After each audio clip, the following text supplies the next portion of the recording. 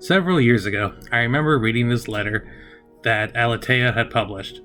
It was from an older priest to the new generation of priests. The older priest was using a image we as Catholics are probably familiar with, and that is the cassock. The priest in the long black ankle-length robe that is rather synonymous with the diocesan priesthood in particular. The older priest's hope was that wearing the cassock was not like putting on, coattails and going off and being flouncy and looking like a clerical peacock. Rather, it was a reminder that the cassock is, and always has been, work clothes. It is a uniform. And in this letter, he went bit by bit over the different parts of the cassock and how it is a reminder to new priests in their new ministry.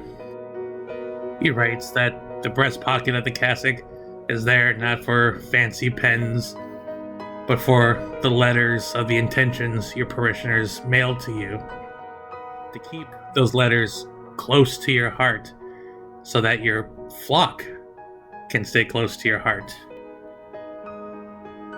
Your cassock should not look clean, but you should have worn out patches where the knees are from praying for your parishioners. There should be salt deposits from the sweat of the backbreaking labor that the priest must do. All of this to emphasize that the cassock is a working uniform. It is a working man's uniform. Today we start Triduum, the shortest liturgical season that we have as Catholics. And today in particular we start off with Holy Thursday, where it is the institution of two very important things, the Eucharist and the priesthood. And there are two very big images that come to mind for most of us Christians when we think about the Last Supper. One, we have that famous image of the painting where the 12 and Jesus are all seated along one side of a giant table, breaking bread together. But then also, there's the image of Jesus washing the feet of the 12. And it's that particular image I want to reflect on today. At today's Gospel, we read from St. John. So during supper, fully aware that the Father had put everything into his power and that he had come from God and was returning to God, he rose from supper and took off his outer garments. He took a towel and tied it around his waist. Then he poured water into a basin and began to wash the disciples' feet and dry them with the towel around his waist. He came to Simon Peter, who said to him, "Master, are you going to wash my feet?" Jesus answered and said to him, "What I am doing you do not understand now, but you will understand later." Throughout his public ministry, Jesus is forever and always showing us the true model of living a Christian life. As we started with Holy Week on Palm Sunday, it recalls to mind two things in particular. One, that this week is holy because the events that occur within it are immensely holy. But two, that holiness is not solely reserved to these events. As always, if Christ is the model, then we are invited to be a part and show that model and be that model for each other. In 1951, Carl Jung wrote about and coined the phrase wounded healer. Now, while he may have been the first to use that term and write about it from a psychoanalytical perspective, it is, of course, a concept that has very deep roots within humanity and within our mythos as introspective creatures. In short, Jung felt that the wounded healer is the only effective type of healer because that person has suffered trauma, but that's not the end of the story. Instead, that trauma has been healed, and so the wounded healer then shows others the way forward. Remember, we are all of us wounded because all of us are born into original sin. But being born into original sin is not the end of the story either, because Triduum in particular, these next 3 days, are that flip side of the coin, where Jesus says, even though you may be born into original sin, my death will be the way out.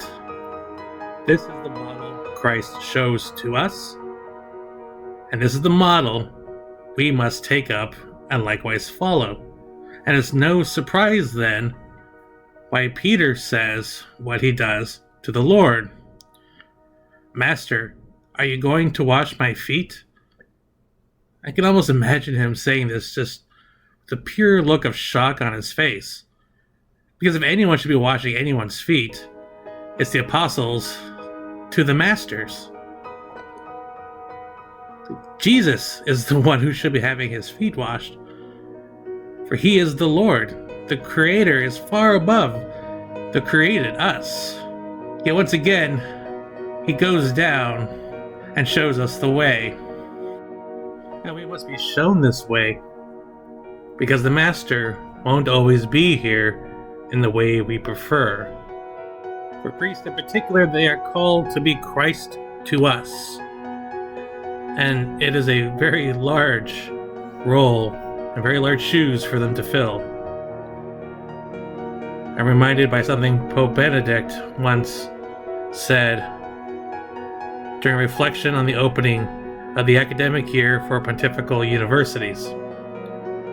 Pope Benedict writes, as priests, the one legitimate ascent is not that of success, but that of the cross. As Christ carries the wood of the cross, so must we. As the Master is spit and cursed at, so must we endure likewise. As he is nailed to the wood of the cross, so too must we be willing to share his same fate and hang with him. The invitation then is to be a wounded healer like Christ, to wash the feet of our brothers and sisters, to heal and also be healed. The poet Rumi once wrote that wounds are the point by which light enters.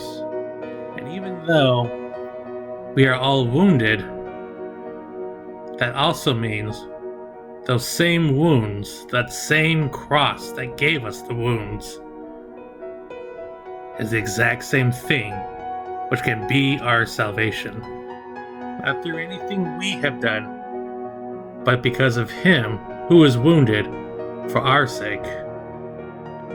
And that's why I like, in part, the image of the cassock so much.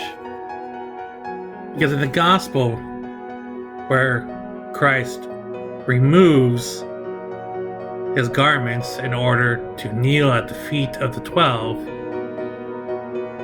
we rather take up what he cast off in order to do the work of being a wounded healer and servant to others.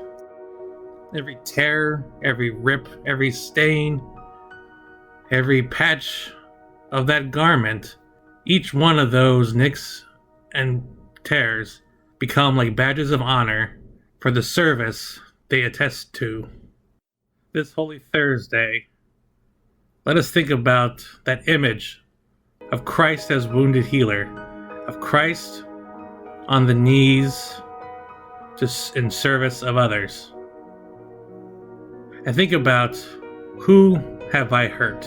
And in hurting, who then can I heal?